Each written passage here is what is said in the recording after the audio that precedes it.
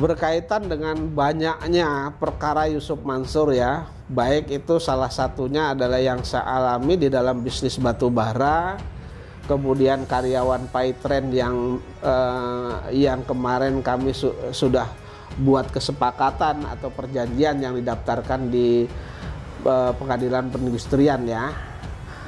Itu kan hanya dibayar 1 kali dan masih ada kewajiban, dan ternyata kemudian masih banyak perkara-perkara yang lain, misalnya tabung tanah, kemudian patungan Hotel City dan lain sebagainya bermasalah, dan kemudian Paytren Asset Management ini kan dicabut Mas.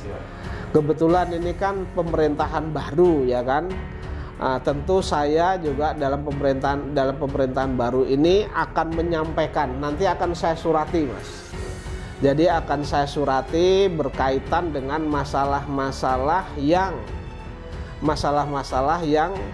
melibatkan Yusuf Mansur atau yang dibuat oleh Yusuf Mansur. Itu nanti akan saya surati. Salah satunya saya akan bersurat, ingat nih, saya akan bersurat kepada Presiden Republik Indonesia 1. Kemudian saya akan bersurat juga ke Menteri Sosial. Nah, kalau presiden, karena mereka kepala negara, harapan saya berkait dengan perkara-perkara saya mendapat atensi. Kemudian misalnya Menteri Sosial akan saya surati, karena berkaitan Yusuf Mansur ini kan selalu berkaitan dengan kegiatan sosial. Artinya nanti di sana ada bantuan sosial dan lain sebagainya. Harapan saya agar Menteri Sosial juga nanti juga berhati-hati ketika mereka bekerja sama dengan Yusuf Mansur atau orang-orangnya Yusuf Mansur. Tentu saya akan menyurati juga Menteri Agama dan Menteri Pedanka, karena Yusuf Mansur ini selalu mengatasnamakan lembaga pendidikan, baik itu lembaga pendidikan umum maupun lembaga pendidikan yang di bawah Menteri Agama. Jadi jangan sampai baik itu presiden, kemudian menteri-menteri pembantu presiden ini bekerja sama dengan Yusuf Mansur dan kawan-kawan. Harapan saya itu Mas, afiliasi Yusuf Mansur.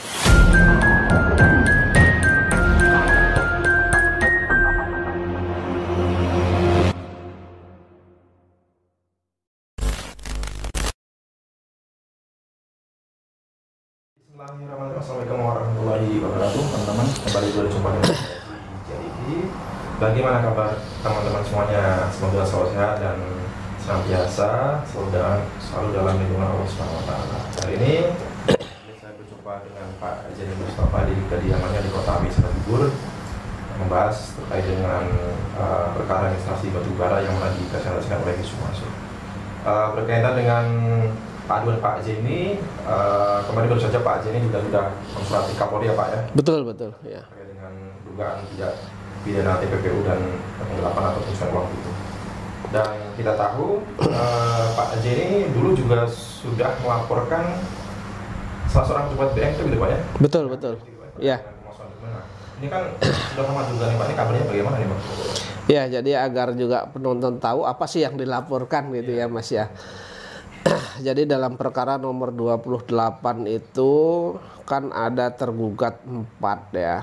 Salah satu tergugat, di samping Yusuf Mansur sebagai tergugat, kemudian PT AD Partner sebagai tergugat, kemudian ada BMT Darussalam sebagai tergugat, kemudian Darul Quran ya, Pondok Pesantren Tahfiz Darul Quran itu sebagai turut tergugat. Jadi di dalam BMT itu sebagai tergugat itu kan di dalam pengadilan itu diwakili oleh kuasa hukumnya. Nah, kuasa hukum itu bertindak berdasarkan surat kuasa yang ditandatangani oleh orang yang bernama Chandra Darmawan, kemudian RUD ya, RUD itu mengaku sebagai ketua dan wakil ketua BMT. Nah, setelah perkara itu selesai ternyata saya menyurati Menteri Koperasi. Nah, saya bertanya di sana, siapa yang berkedudukan sebagai ketua dan sekretaris kan begitu. Ternyata sampai dengan dikeluarkan yang terakhir itu, setelah perkara itu selesai, ternyata sebagai ketuanya adalah Imam Prakoso ya, sebagai ketua BMT itu, kemudian sekretarisnya Eko Perihantono. Oleh karena itu saya beranggapan bahwa yang tanda tangan dalam surat kuasa mewakili BMT sebagai tergugat dalam perkara nomor 28 itu adalah orang yang tidak mempunyai kapasitas atau tidak mempunyai hak. Oleh karena itu saya laporkan di Polda Metro Jaya. Namun mungkin Polda Metro Jaya menganggap bahwa perkara ini terlalu kecil, dan kebetulan kejadian penggunaan surat kuasa itu kan di Pengadilan Negeri Jakarta Selatan. Nah, oleh karena itu dilimpahkanlah oleh Polda Metro Jaya, dilimpahkan ke Polres Metro Jaya Jakarta Selatan.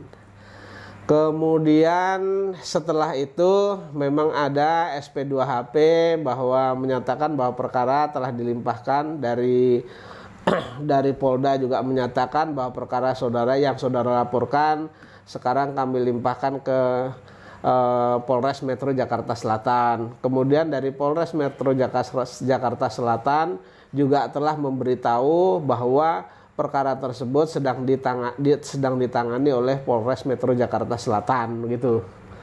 Nah, kemudian setelah itu saya dimintai klarifikasi atau keterangan berkaitan dengan laporan saya tersebut gitu ya. Nah, kemudian setelah itu lama tidak ada kabar beritanya. Nah, kemudian saya surati. Kemudian Polres Jakarta Selatan itu yang menangani kemudian memberikan jawaban bahwa perkara sedang ditangani dan akan memanggil orang-orang yang mendapat kuasa. Artinya di sana ada saudara Eko Perihantono dan kawan-kawan dari AAP Lopem kan begitu. Nah, setelah itu karena sudah bulan Agustus, kemudian September, kemudian Oktober ya, ini kan nggak ada beritanya Mas. Karena tidak ada beritanya dan saya juga butuh suatu kepastian perkara itu sampai kemana. Lalu saya hari ini itu saya menyurati satu kepada penyidik yang sedang menangani perkara tersebut. Kemudian tembusannya saya tembuskan kepada Kapolres Metro Jakarta Selatan, kemudian Wakapolres Metro Jakarta Selatan, kemudian Siwas, kemudian Propam begitu Mas. Ya mudah-mudahan dengan adanya surat saya ini agar segera ditindaklanjuti begitu. Ya. Sifatnya saat ini masih mempertanyakan bagaimana perkembangannya begitu. Ya.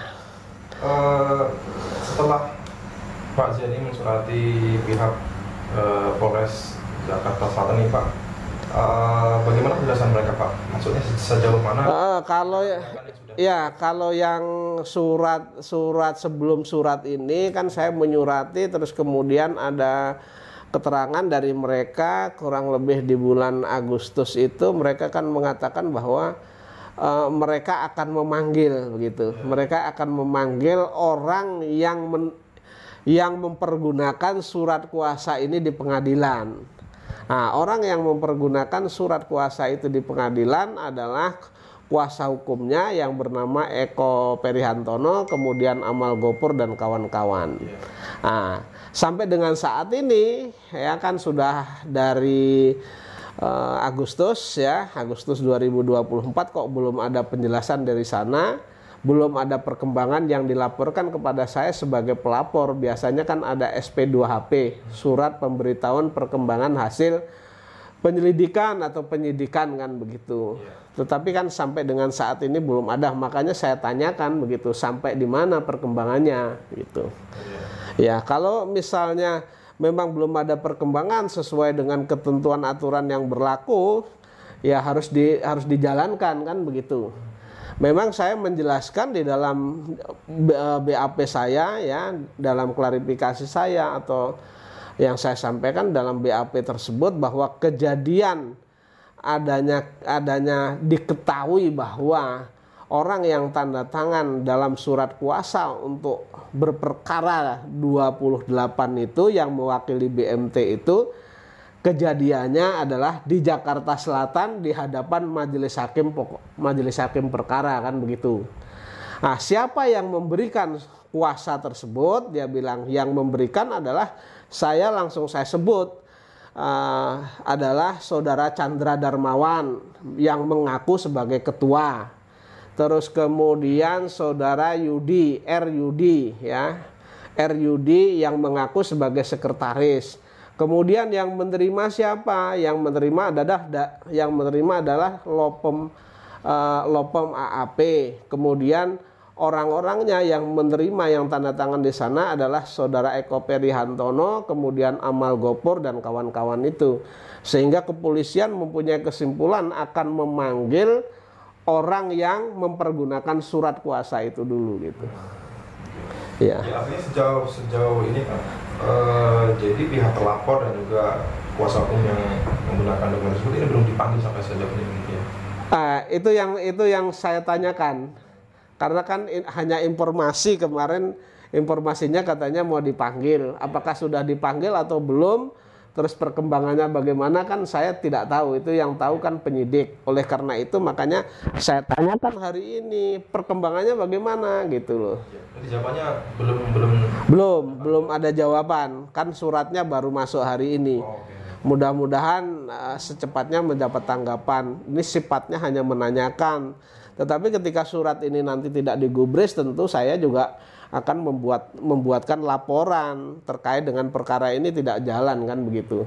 Baik itu ke Siwas maupun ke Propam atau ke Polda Metro Jaya, kan begitu. Oke, Pak Jeni. Ini terkait dengan CID ini, Pak Susap CID ini kan juga ada hubungan yang Sumasur berkaitan dengan solusi pengembalian skema DP Apal 55 ya, yang itu pun didapatkan sertifikat itu, Pak. Betul. Terkait dengan lamanya penanganan kasus, Pak, menurut Pak Jeni apakah dugaannya ada intervensi dari pihak lain yang mungkin dari pihak Sumasur mungkin, Pak? Ya. Jadi kalau ngelihat perkaranya memang sudah saya laporkan itu kan di Februari. Ketika ini sudah mencapai dengan di bulan Oktober, artinya kan bulan 10, Mas. Artinya sudah 9 bulan kok tidak ada pergerakan, itu yang perlu kita pertanyakan. Normalnya adalah perkara ini kan tidak terlalu sulit. Hanya berkaitan dengan pemalsuan dokumen. Yang satu mereka mengatakan bahwa mereka mengaku sebagai ketua dan wakil ketua, ternyata hal itu bertentangan dengan dokumen koperasi itu yang berada di Menteri Koperasi, dan itu langsung dikeluarkan oleh Menteri Koperasi. Artinya bukti saya itu otentik bahwa mereka bukan sebagai ketua dan wakil ketua begitu. Ya. Kalau ketua dan wakil ketua katakanlah itu ada perubahan, ya kan, ada perubahan susunan pengurus, tentu sebagai koperasi yang baik dan taat kepada hukum, tentu mereka harus melaporkan, kan begitu. Baik Pak Jeni. Ya, semoga setelah diserahkan oleh Pak Jeni, Polres Metro Jakarta Selatan semoga saja secara cepat menangani persoalan ini ya. Baik. Ya, jangan sampai begini Pak, karena saya dulu pribadi Pak, ini pernah menangani kasus pidana gitu Pak. Maksudnya melaporkan gitu Pak, tetapi pihak kepolisiannya minta polisi gitu Pak. Jangan sampai dalam kasus ini begitu. Jangan sampai ada hal seperti itu. Jadi polisi harusnya bersikap profesional gitu Pak. Baik, ini baru saja saya juga mendapat berita gitu Pak. Setelah kemarin 3 hakim gitu Pak yang membebaskan Ronald Tanuri Pak ini ditangkap. Ini kemudian menyusul ada ex hakim Mahkamah Agung ini juga ditangkap. Nah, inilah gambaran bagaimana ya rusaknya penegakan hukum di Indonesia gitu Pak ya. Dan Pak Jeni sendiri juga walaupun sudah menang di PN Jaksel, kemudian banding diloloskan oleh pengadilan tinggi, kemudian Pak J ini juga kasasinya juga ditolak gitu Pak. Nah, melihat gambaran mengenai hakim-hakim yang ditangkap ini, menurut Pak J ini seperti apa Pak terkait dengan kasus Pak J ini juga Pak? Jadi begini, saya mengutip kata-kata Profesor Mahfud ya. Jadi dunia hukum Indonesia ini sudah rusak. Nah, saya sendiri selaku pengacara itu sudah dapat lisensi itu 2001 ya. Kalau 2001 sampai dengan sekarang 2004 kan kurang lebih sudah 23 tahun ya. Nah, selama saya berperkara ini tidak semuanya, tetapi banyak oknum ya, banyak oknum-oknum, baik oknum ya, kalau di pengadilan tentunya oknum pengadilan ya, baik pegawai pengadilan, kemudian hakim-hakim ini menurut hemat saya masih banyak yang kurang jujur dan kurang amanah begitu. Jadi memang perlu menurut saya berkaitan dengan kejadian ya, kejadian kemarin ada hakim Pengadilan Negeri Surabaya yang membebaskan anaknya Tanur kalau nggak salah ya, Robert Tanur apa siapa itu. Nah, itu merupakan kemudian tanggal 24 katanya ada lagi mantan ex Mahkamah Agung, artinya pejabat Mahkamah Agung juga katanya ditangkap yang sudah purna tugas kan begitu. Ini adalah suatu gambaran ya, suatu gambaran. Mudah-mudahan video saya ini juga ditonton oleh Ketua Mahkamah Agung ya, oleh orang-orang yang mengambil kebijaksanaan di Mahkamah Agung. Saya katakan bahwa banyak di bawahan saudara itu yang masih senang memutarbalikkan fakta hukum kan begitu, tidak menerapkan hukum sesuai dengan ketentuan tetapi menerapkan hukum sesuai dengan pesanan. Hal tersebut kalau mau ditelusuri oleh pimpinan Mahkamah Agung atau mengambil kebijaksanaan Mahkamah Agung tentu harus menelusuri putusan-putusan di bawah Mahkamah Agung ini. Kalau perlu dikaji secara benar apakah sudah benar atau tidak, ya kan? Nah, berkaitan dengan perkara saya yang perkara nomor 28, kemudian saya di perkara 28 itu saya diperiksa pokok perkaranya lalu dikabulkan gugatan saya, ya kan? Kemudian mereka banding di pengadilan tinggi, itu diputus oleh majelis hakim pengadilan tinggi berdasarkan alat bukti yang saya sama sekali tidak terlibat di sana. Nah, kalau kita lihat hal seperti ini, tentu ada hal yang tidak beres di dalam putusan tersebut berkaitan dengan hakim tinggi tersebut. Kemudian saya berkaitan dengan itu karena saya meyakini saya tidak terlibat dalam suatu perjanjian yang dijadikan sebagai dasar putusan itu. Kemudian saya mengajukan lagi kasasi ke Mahkamah Agung. Ternyata kasasi Mahkamah Agung saya juga informasi yang saya terima dari media maupun konferensi pers dari lawan yang bernama Yusuf Mansur katanya ditolak. Artinya masih berlaku putusan pengadilan tinggi, kalau itu ditolak kan tetap NO. Namun sampai dengan saat ini saya sudah bersurat kurang lebih 10 hari yang lalu ya. Karena saya sampai dengan saat ini atas putusan tersebut sudah dikonferensikan pers oleh Yusuf Mansur.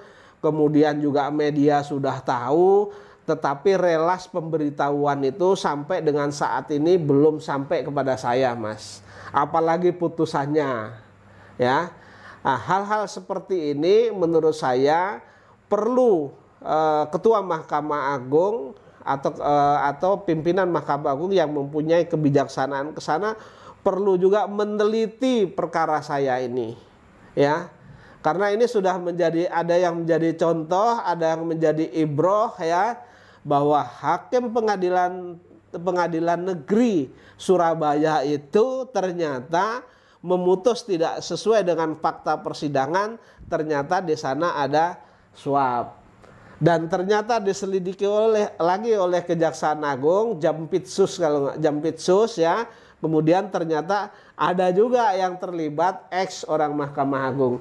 Artinya hukum di Indonesia ini menurut hemat saya dikotori oleh oknum-oknum yang tidak bertanggung jawab untuk memperkaya diri pribadi, Mas. Jadi saya juga akan ketika nanti yang perkara saya yang nomor 28 yang kemarin kasasinya ditolak di Mahkamah Agung ini akan saya pelajarin kata per kata, ketentuan hukum, titik komanya pun akan saya pelajari. Kalau di sana memang ada penyimpangan lagi, tetap akan saya laporkan lagi.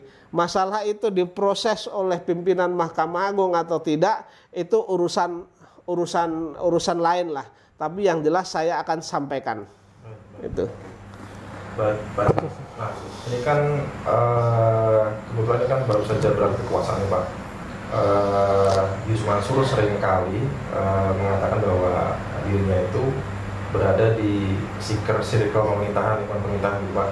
Dan juga kita tahu bahwa sebelum presiden sebelumnya ini Pak Jokowi menjabat sebagai presiden ini kan Yusuf Mansur terkesan sekali boleh dikatakan menjilat gitu Pak ya, karena mengatakan bahwa Pak Jokowi ini sering puasa Senin Kamis dan juga rajin ibadah dan lain-lain. Nah ini terbukti di berbagai pengadilan di Tangerang misalnya, ini orang-orang yang membuat Yusuf Mansur ya di BTKB gitu. Nah ini perkaranya di NO-kan gitu Pak. Iya. Ini bukti bahwa banyak yang menduga gitu ya bahwa Yusuf Mansur itu berlindung di balik kekuasaan. Nah, sekarang kan beda ceritanya. Yusuf Mansur kemarin pada saat pemilu ini kan menjadi caleg dari Partai Perindo yang mana mendukung pasangan Ganjar Pak ya, dan tidak terpilih. Menurut saya ini adalah momen yang tepat gitu, Pak ya, dan diharapkan ada gebrakan baru dari Pak Presiden Prabowo yang terpilih saat ini terkait dengan perbaikan hukum di Indonesia gitu Pak. Nah Pak, jadi sendiri harapannya bagaimana gitu Pak? Saya jadi begini, berkaitan dengan banyaknya perkara Yusuf Mansur ya, baik itu salah satunya adalah yang saya alami di dalam bisnis batu bara, kemudian karyawan Paytren yang kemarin kami sudah buat kesepakatan atau perjanjian yang didaftarkan di pengadilan perindustrian ya. Itu kan hanya dibayar satu kali dan masih ada kewajiban, dan ternyata kemudian masih banyak perkara-perkara yang lain, misalnya tabung tanah, kemudian patungan Hotel City dan lain sebagainya bermasalah, dan kemudian Paytren Asset Management ini kan dicabut Mas. Kebetulan ini kan pemerintahan baru ya kan.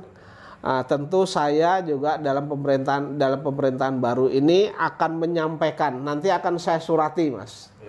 Jadi akan saya surati berkaitan dengan masalah-masalah yang melibatkan Yusuf Mansur atau yang dibuat oleh Yusuf Mansur. Itu nanti akan saya surati. Salah satunya saya akan bersurat, ingat nih, saya akan bersurat kepada Presiden Republik Indonesia, satu. Kemudian saya akan bersurat juga ke Menteri Sosial. Nah, kalau presiden, karena mereka kepala negara, harapan saya berkait dengan perkara-perkara saya mendapat atensi. Kemudian misalnya Menteri Sosial akan saya surati, karena berkaitan Yusuf Mansur ini kan selalu berkaitan dengan kegiatan sosial. Artinya nanti di sana ada bantuan sosial dan lain sebagainya. Harapan saya agar Menteri Sosial juga nanti juga berhati-hati ketika mereka bekerja sama dengan Yusuf Mansur atau orang-orangnya Yusuf Mansur. Tentu saya akan menyurati juga Menteri Agama dan Menteri Pedanka, karena Yusuf Mansur ini selalu mengatasnamakan lembaga pendidikan, baik itu lembaga pendidikan umum maupun lembaga pendidikan yang di bawah Menteri Agama. Jadi jangan sampai baik itu presiden kemudian menteri-menteri pembantu presiden ini bekerja sama dengan Yusuf Mansur dan kawan-kawan. Harapan saya itu Mas, afiliasinya lah, afiliasi Yusuf Mansur. Dan kalau bisa ya, karena ini masih ada kewenangan dari institusi terkait berkaitan dengan dana ya, berkaitan dengan dana yang digalang oleh Yusuf Mansur, kemudian berkaitan dengan pendidikan. Harapan saya seluruh usaha Yusuf Mansur adalah diaudit, Mas, begitu.